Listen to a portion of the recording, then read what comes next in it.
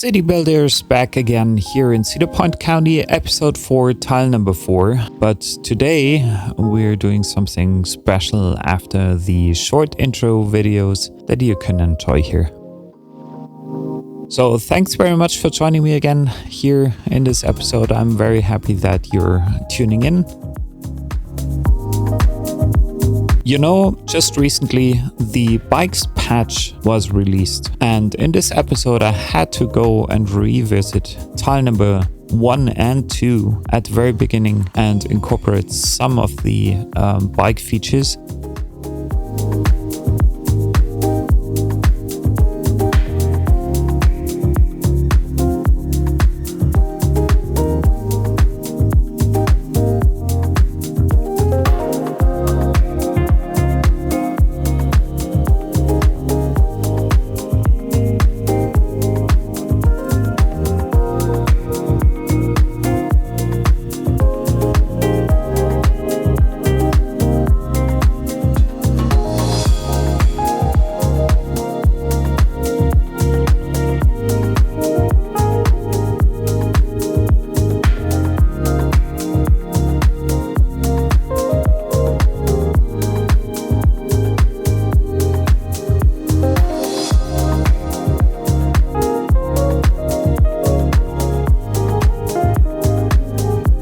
So what I wanted to do is actually increase the number of lanes for my initial and especially designed 4-lane roads that led straight through the downtown area. I wanted to increase the lanes up to 6 lanes and incorporate bike lanes specifically for the bikes, because I heard and read and tried and tested that the bike traffic may slow down car traffic because bikes tend to use the car lanes instead of like going on the sidewalks, which might be prohibited as long as you don't like include separate bike lanes there. So that's what I'm doing here.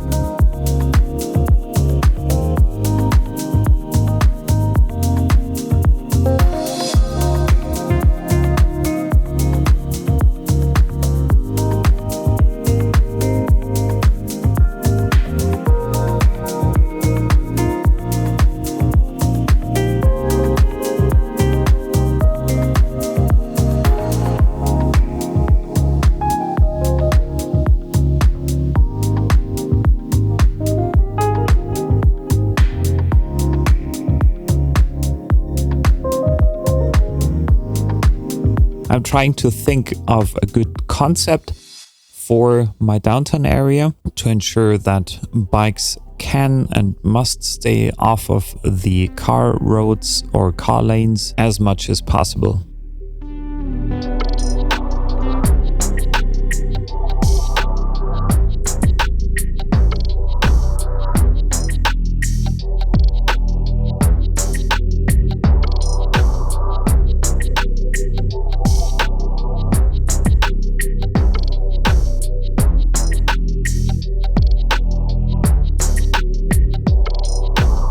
There's something else you shouldn't probably forget, which is putting down some parking options for your bikes. So I've found it to be very handy and very useful to use the like on roads or next to the road parking options that are included in the bike patch,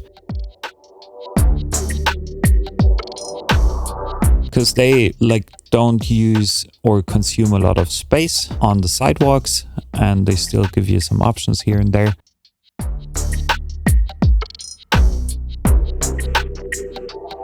And the other thing I did is putting down some bike parking garages, or however you want to call them.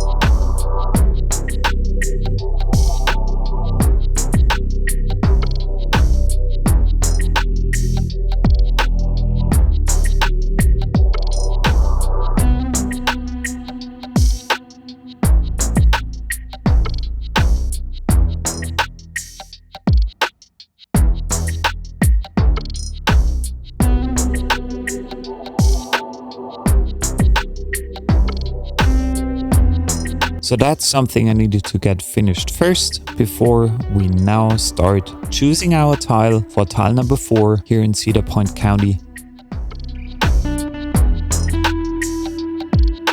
And the reason why I picked this specific tile is because I wanted to extend my port area from the previous episode, tile number 3, to make sure that I create quite a nice transition between the port area and the surrounding industrial areas.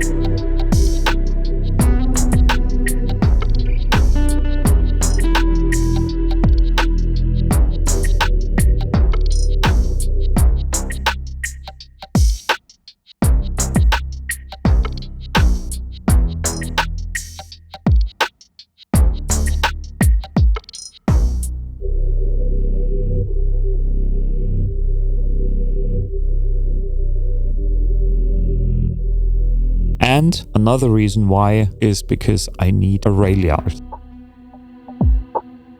Because otherwise I won't have any trains going through my city, which is a shame because now we're completely connected to the central station since episode 2, and finally I can get my trains up and running.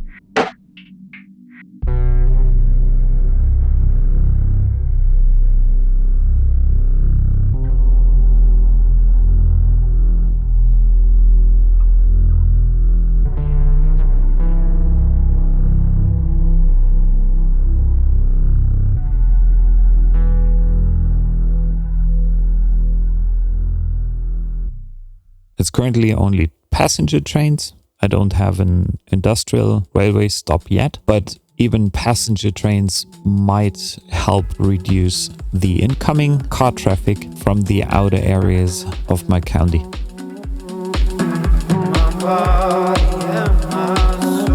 After flattening everything and making things ready for the new road layout here in tile number 4, I'm starting to put down some roads to see how I can imagine what tile number 4 should look like and where my industrial area should start and the port area should actually end. I'm creating a separate entrance point here on the side to ensure that any industrial traffic that might come in through that area or might need some goods from the port area can get in and out of the port more easily without congesting the surrounding roads.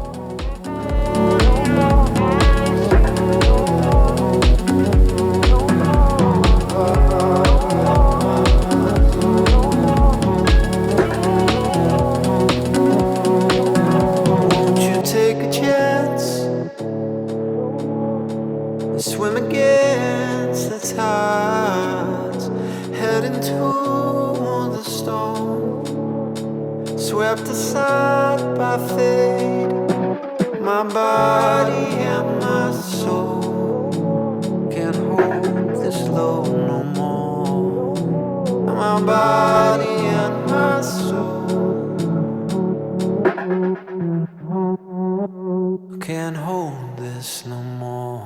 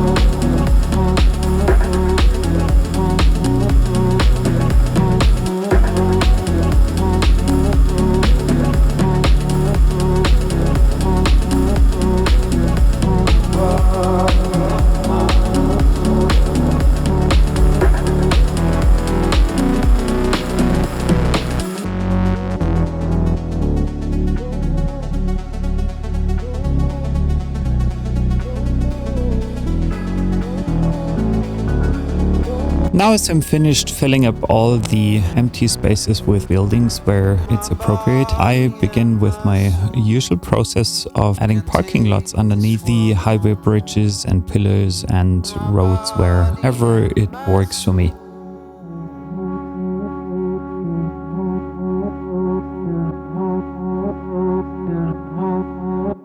Can't hold this no more.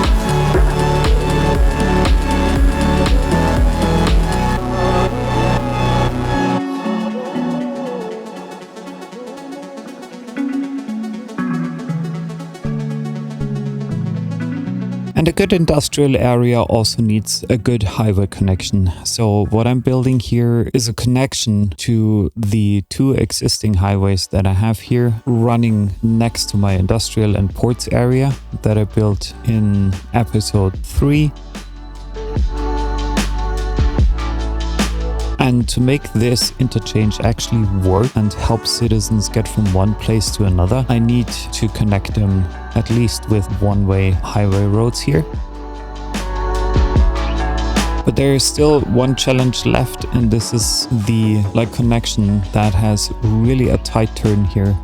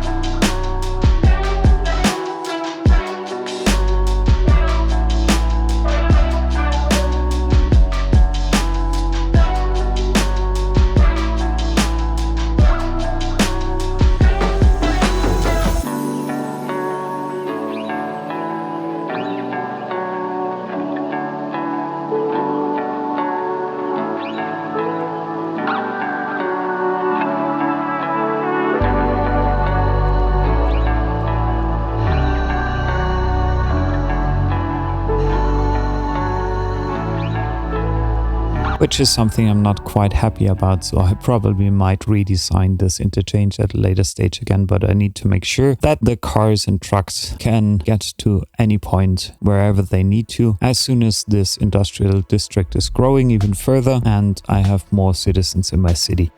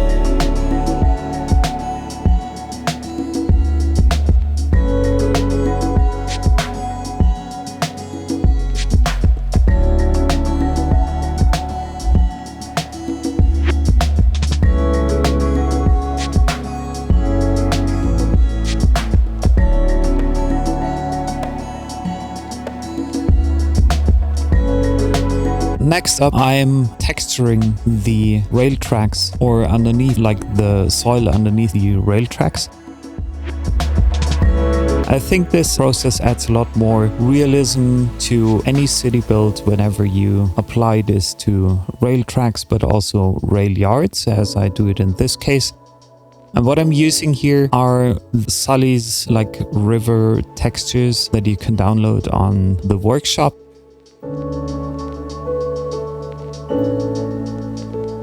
You can also see me layering these different textures on top of each other to have a smoother transition between the grass and the textures. But I'll dive deeper into that in a little while because I'm even adding more details by adding some dirt in between and some other types of soil to make it even more realistic for a good old rail yard.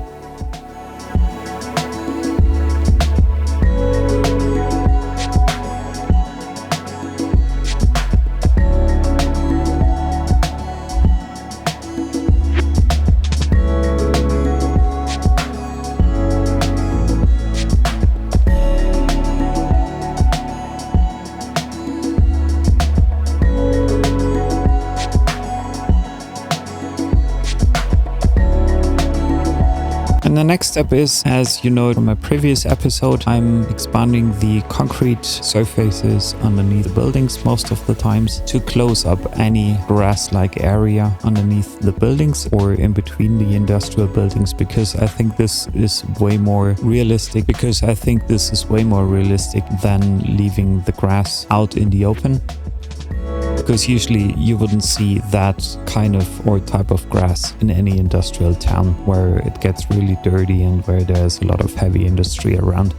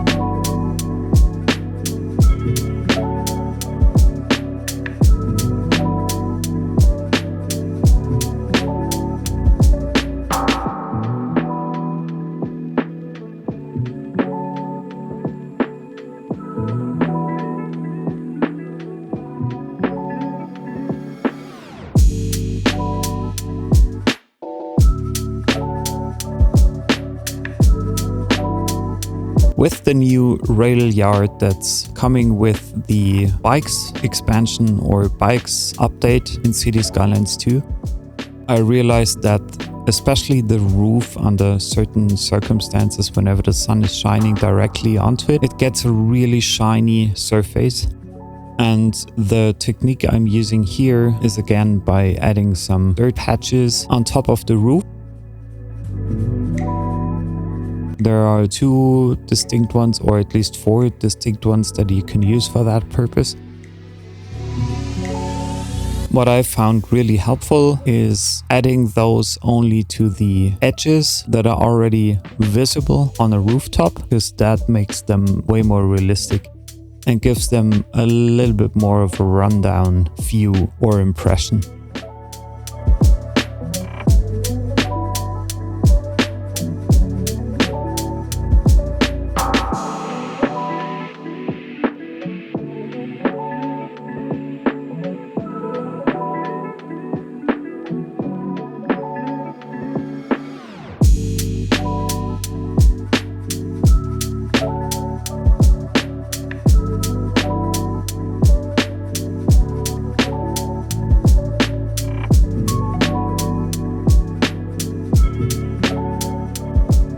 And from there, I'm patching things up by adding more dirt, adding some trash cans, adding some more details across this new tile that I built here to make it look and feel less polished as it does when it comes straight out of the game.